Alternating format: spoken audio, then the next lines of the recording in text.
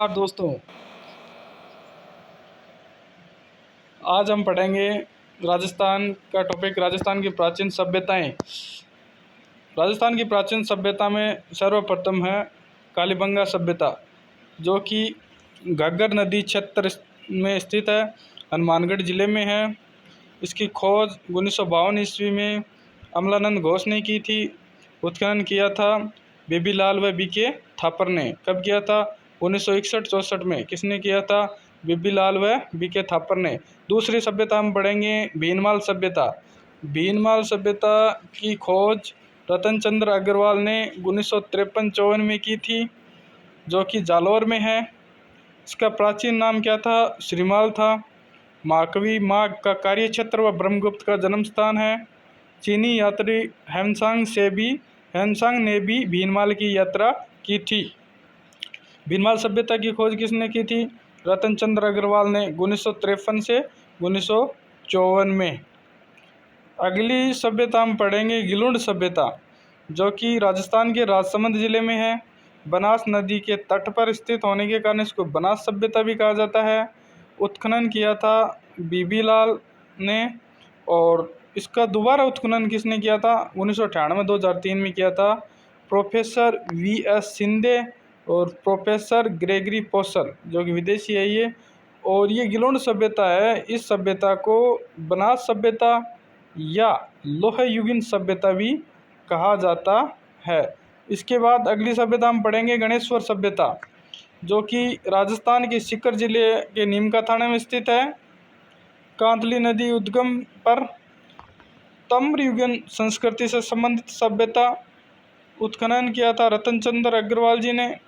भारत की ताम्र सभ्यताओं की जननी भी गणेश्वर सभ्यता को कहा जाता है। इसके बाद इसवाड़ उदयपुर की प्राचीन औद्योगिक बस्ती। लोहा गलाने का कार्य यहाँ किया जाता है। उसके बाद छठवीं सभ्यता हम पढ़ेंगे बेराट सभ्यता। बेराट में बीजक की पहाड़ी, भौमजी की पहाड़ी, महादेव जी की पहाड़ी पर मौर्यकालीन अवशेष प्राप्त।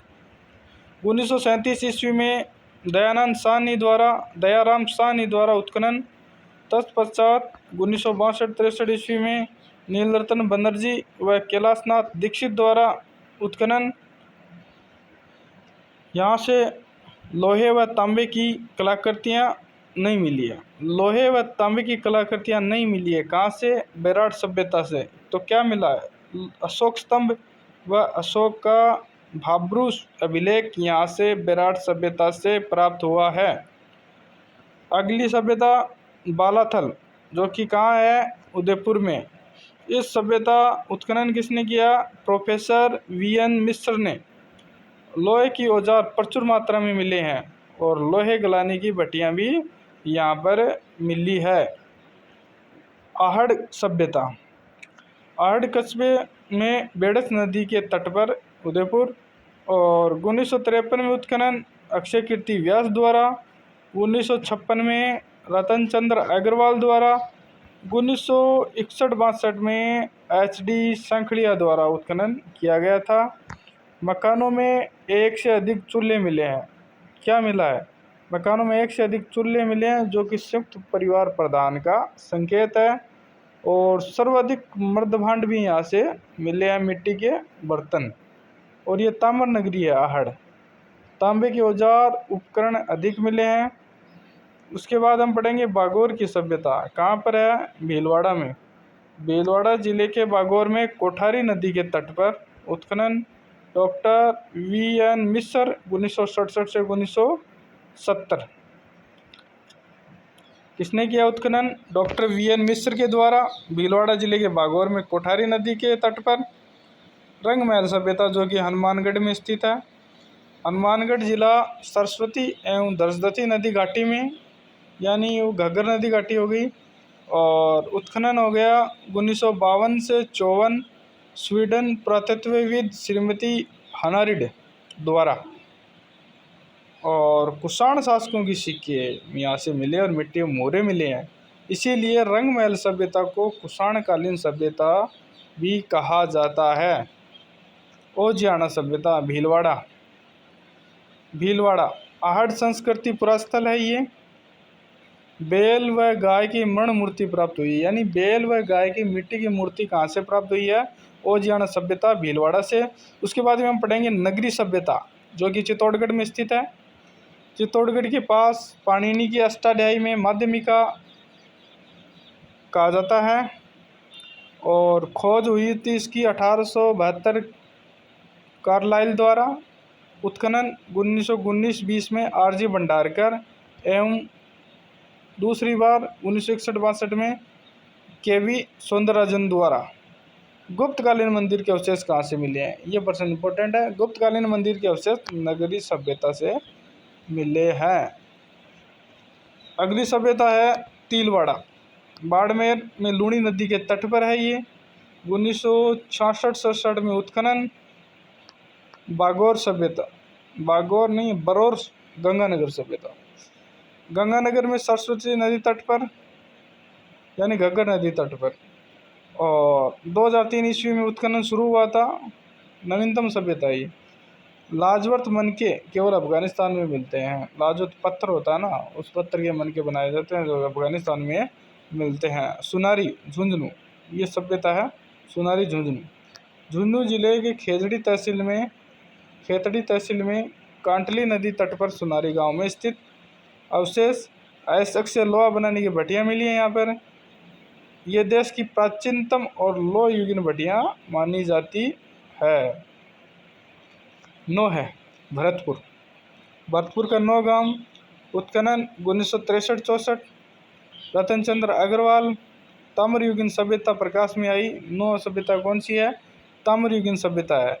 यहाँ से विशालकाय यक्ष प्रतिमा और चुनार की चिकने पत्थर के टुकड़े मिले हैं। कहाँ से? भरतपुर, 9 भरतपुर से, जिन पर मौर्यकालीन पॉलिश भी लगी हुई है। लोहे के कृषि संबंधी उपकरण भी सर्वाधिक लोहे से ही मिले हैं। जोधपुरा जयपुर, जो कि साबी नदी के तट पर जयपुर में स्थित है। उत्खनन हुआ था 1972-75 में। इसके बाद में हम पढ़ेंगे नलियासर सभ्यता जयपुर। जयपुर सांबर के निकट नलियासर गांव में नगर टोंक सभ्यता। टोंक जिला में नगर के उत्खनन से 6000 मालव सिक्के मिले हैं। गुप्तोत्तरकालीन महिषासुरमर्दिनी की प्रतिमा भी यहाँ से मिली है। रेड सभ्यता, टोंक जिला में निवाई तहसील का रेड 1938 ईस्वी में के.एन. पुरी द्वारा उत्खनन किया गया था। प्राचीन राजस्थान का टाटानगर भी रेड को कहा जाता है। क्यों कहा जाता है? लोहे के औजार अधिक मात्रा में मिलने के कारण प्राचीन राजस्थान का टाटानगर कहा जाता है। रेड सभ्यता निवाई तहसील रेड गांव में 1938 में के.एन. पुरी द्वारा उत्खनन किया गया था। अब हम पढ़ेंगे संस्कृति काल है कुछ, और उस संस्कृति काल में कौन से स्थल आते हैं वो पढ़ेंगे हम। जैसे पूरा पाषाण काल है, पूरा पाषाण काल है, तो इसमें कौन कौन से राजस्थान के क्षेत्र सम्मिलित होते हैं? डीडवाना, जायल, भानगढ़, विराटनगर, दर, इंद्रगढ़, ये क्षेत्र पूरा पाषाण काल में शामिल होते हैं।